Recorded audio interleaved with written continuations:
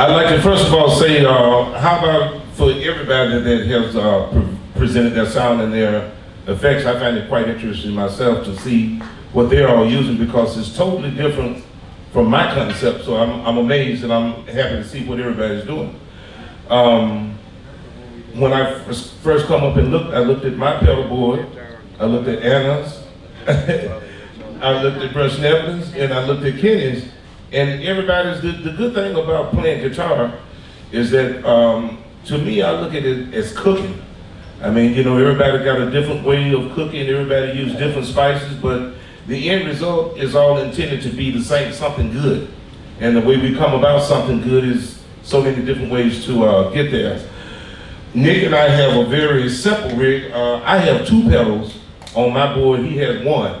So, I mean, we compete on for the less, but I mean, yet and still, I think when it comes down to lead guitar, we all have a similar goal and intent, and that's to sound driven, to sound strong, but to not sound too oversaturated, to not have clarity. That's the main goal, is to have clarity, but you want to sound powerful and strong. So for me, I played Fender guitars for a long, long time, and you got to remember that, as one of the guys stated earlier, that it's, I believe Kenny said, that it's your preference, what feels good to you. So the first thing you have to first narrow down is your style, what your style is, and what is compatible for your style. And I know myself personally, I've been playing for over 40 years. And when I started out, I didn't know Jackrabbit from anything. You know, I didn't know anything about getting tones, and I'm still learning about it. But I have learned this much, that for my music, it doesn't require a whole lot of effects. I love effects, and I used to try to use them. But I'm still a working musician, very much so, and I work a lot of roadhouses yet in my career, and I don't travel with a guitar tech. So I have to have a foolproof situation, something that's simple, something that works every night, and not too many possibilities of failure. That's my concept in theory. So I've used a lot of drive pedals over the years. One of my favorite drive pedals, and I go for the ones, I try to be exemplary in helping cats who don't have a whole lot of dough to go out and spend and invest in a lot of money and equipment, but yet and still it's some lower line equipment. If you know which ones to choose and how to go about setting them, you can still have a good sound. So I buy, I'm not a boutique buyer, but I buy a lot of standard industry gear that a lot of cats use. So one of my favorite pedals is the Boss Blues Driver. I love the OCD, the white one. I love your full tone drive over here on your board. I was totally unfamiliar with Anna's Gray Box, the super badass, but I'm very familiar with the 808 drivers and stuff like that. That's like the holy grail for most blues guitarists. Everybody got an 808, right? You know, stuff like that. But what I have also learned that I thought when I first started out, that when you hear like the screaming guitars, like what these guys all do, the first thing you think that, man, that's a distorted sound and it's cranking, and you get something, you want to turn all your pedals on 10 and there you got it. But it doesn't work like that. And in most cases, it seems like that less is more. Less is more. What I do, I start from 0. A lot of people, when you already know your EQ and you know your gear, you can just go and set your gear. But on unfamiliar gear, you want to start close to 0, at least 12 o'clock, what I say, you know, it's not anything taken away or not anything added, but just start at a 0 point. And then you start to add what you need. Okay, this is not bass enough, let me get a little bit of that. Too MIDI, let me take that out. Too bright, take it out, or not bright enough, let me boost it. But listen and trust your ears. Trust your ears to be your guide, you know. You're always your own best critic. If it don't sound good to you, how's it gonna sound good to anybody else? So, you know, let your conscience and your good mind be your guide. With that being said, like I said, me personally, just because a lot of the gear that I used to like to use is not around anymore, it's not very accessible. So when things become less accessible, you start to look for things to replace things that have the same familiarity that you're accustomed to. For me, this white OCD is a very standard industry pedal, but if you want premium, it has a cutback button where you can cut the signal back and turn it all the way over there, and you're in a real good, comfortable range, a real creamy, smooth sound. For me personally, I like to have a driven sound, but I think I'd probably play a little bit brighter, toward the brighter side of the EQ, but I want it to have body, and I don't want it to be too midi where it sounds nasally, or to whether it sounds unpleasant to the ear. When you cut down on your hot side of your rig, you want it to sound strong, but you don't want to, you want it to be in a comfortable range. And that's why I choose what I choose, the OCD, and I have an old Rocktron. I have a Rocktron Sonic Glory. My favorite of the Rocktron obsolete pedals would be the Austin Gold. It would be a replacement for like Anna's 808 distortion, but they don't make them anymore. And I kept one on my board for about 15 years till the screws all fell out. It was time to go with something different, you know, so I'm changing up. But I have a very simple rig. I use 2 effects pedals. I have a wah-wah and a tuner, and that's all I use. So, you know, with that being said, don't forget one thing, that we can all pass the same instrument, but I'm gonna sound like me, Anna's gonna sound like herself, Nick is gonna sound like Nick, and Kenny's gonna sound like Kenny. So really, it don't come down, having enhancement is great, but your sound come from here, come from your touch, your grip. And I don't care who it is, you know, B.B. King, it was on one B.B. King because he had that fat drum brother, you know, them fat fingers, them big hands. You know, for whatever, however you get it, you know, however you get it, whatever it takes for you to get what you got. I think you're the only one that can get away with saying that. Well, I got them too, so I mean, I didn't mean anything bad. They called me sausage finger. That used to be my name. So, I mean, you know, but in all honesty, a lot of your tone comes from your hand and the tension in your grip. So it's all good if that's what you like, but it all comes from here and it comes from right here. Yeah. So just be a little bit more diligent, dig in a little bit harder. And you know, if you want to experiment with things, but do it in small doses. Don't start out on 10. Always leave yourself a little bit of headroom to grow and to change up a little bit, you know. If it's too much, or if it's not enough, you can always add more. But if it's too much, know the difference and know to dial back. Yeah. Real quick, to his point about the sound being in here, I can't remember. I feel like it was Les Paul. Some of you probably heard this before, so if I'm wrong, correct me. It was Les Paul or it was a country guy, I can't remember who it was, but there's a famous story about him being in the studio playing and somebody comes up to him and says, "Man, that guitar sounds good." And he put the guitar down in the chair and he goes, "How's it sound now?"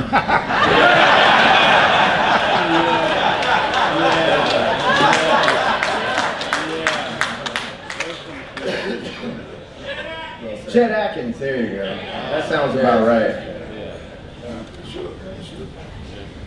I asked Larry, since he's playing a Gibson style Flying V, if he would play a little bit so you can hear kind of the difference between the Fenders.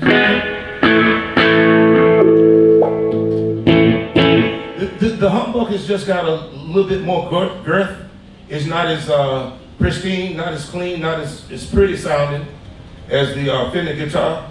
And I think that maybe sometimes the guitar matches the personality. I ain't out here for good looks, but I'm trying to get my point across, and I want to be, at least be an old man, but a strong old man, you know, as long as you're not a weakling. That's a good thing. And so the reason I stopped playing, I played Fender guitar forever. And what changed me from going to Humbuck to Fender was that I did a European tour with the artist Gary Moore. And he was Mr. Gary Moore. He was a Gibson player. He played Humbucks, and his sound was so huge. He had the hugest sound. I never, you know, I come straight from the club and went right to the big stage. I'm an ex-General Motors worker. I did that for about 14 years before I started to try to make a career in music. And when I left the bar, I went straight to the big stage, opening Gary Moore's sound, and we did all the set that night. We felt pretty good about it, but when he come on stage, it was like unleashing the Kraken.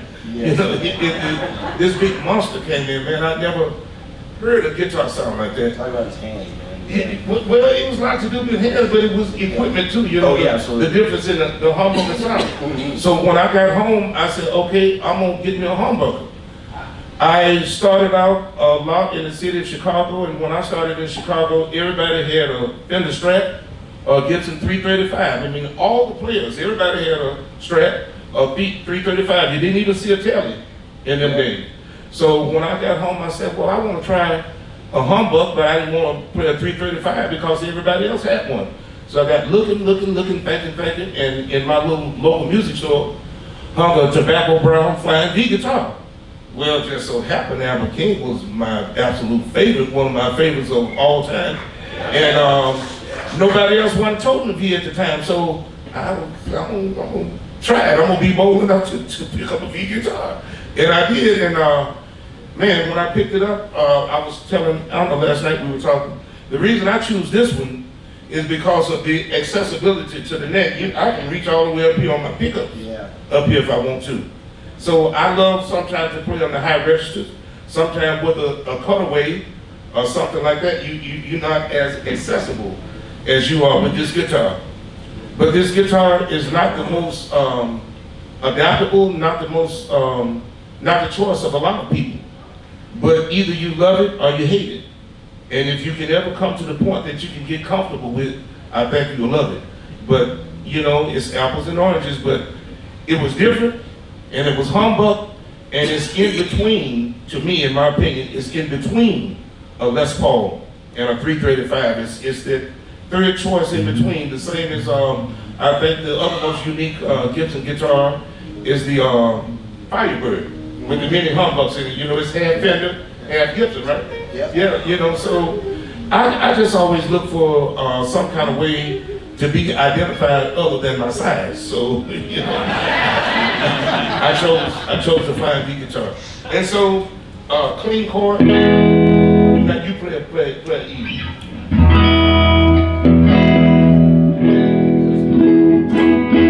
See, really not a whole lot of difference, but when you start to chording, using pedals and stuff like that, you know, there's a noticeable difference between the humbuck and pickup.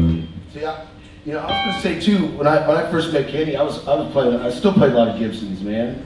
You know, I was playing the Firebird, I think, when we first met. 335 too, and 335, I got Les Paul, and I bought this guitar. It's a Japanese telly made in '92, and I bought it brand new when I was like 15. When I was a kid, and I didn't touch it for 10 years. I just had it because it was because I found a left-handed guitar at a music store, so I bought it. I didn't get to pick the color either. But man, I got, you know, Les Paul frets put on it, the Lawler pickups, and a 4-way switch on it, and as Cliff knows, man, it's my go-to. This has been my guitar. I'm playing like religiously for the last 2 years.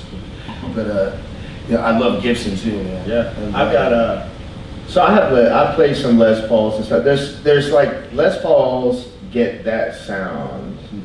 And I mean, there's the Strats. I have Strats that have humbuckers in it. It doesn't. You're not going to get that sound from a Strat. You're not. It's like different wood, different weight, different scale length. A Les Paul neck length is actually scale shorter than on a Strat.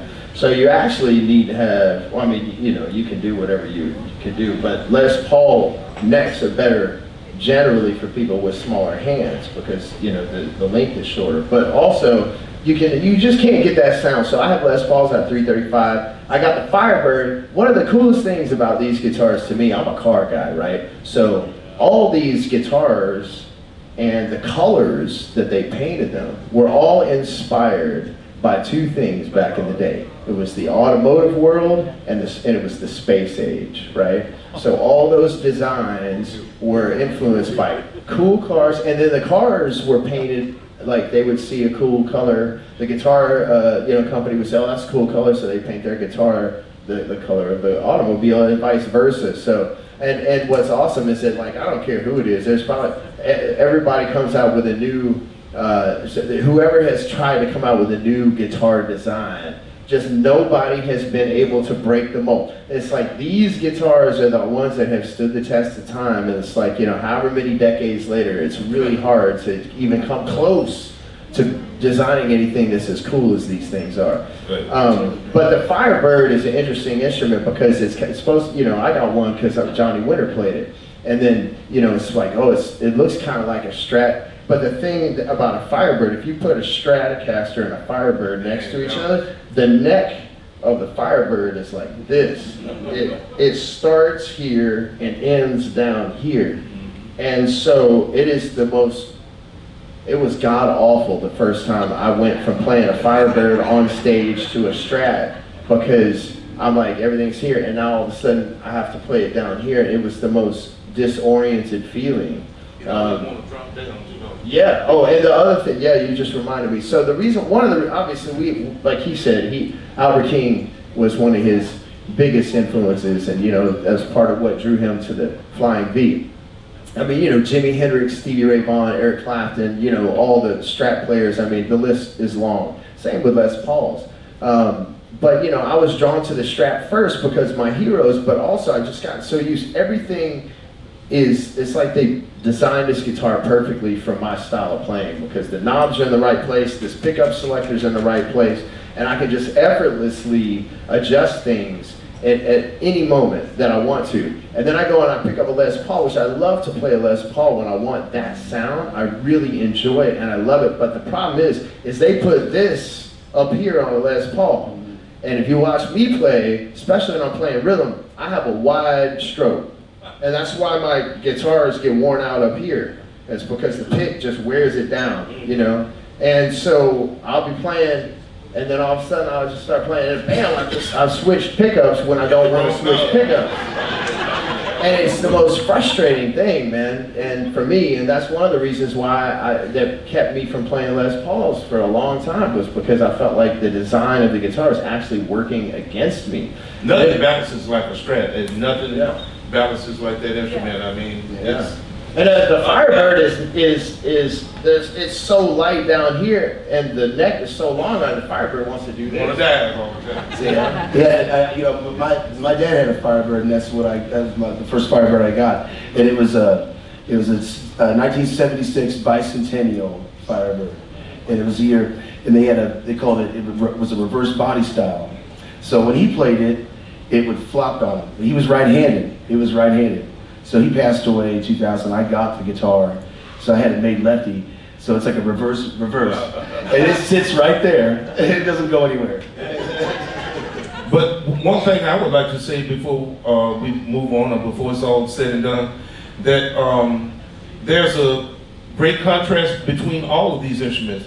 But there's no, I learned, my guitar got broke on a gig one time and I was away in Europe. Some guys were handling the equipment and my guitar was standing, and instead of moving it, they didn't move it. And when they moved the gig, it fell to the side. When I opened the case, the headstock raised up out of the case like that. And my point being that it was my favorite instrument, that brown V I was telling you about. And what it taught me is to not, is that I play the guitar don't play me. You know what I'm saying? So with that being said, okay, I had to take another unfamiliar instrument and go on and finish my tour. But it also taught me too that there's no partiality, to learn to use the instrument for what it has to offer. So therefore, I fell in love with Taylor.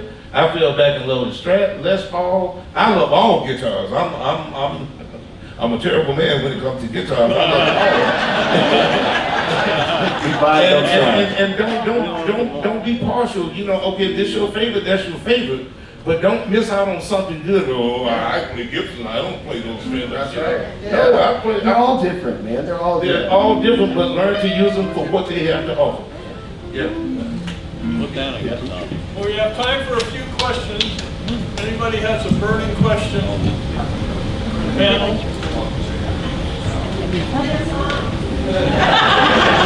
I not a question. Oh, you're getting tricky out there.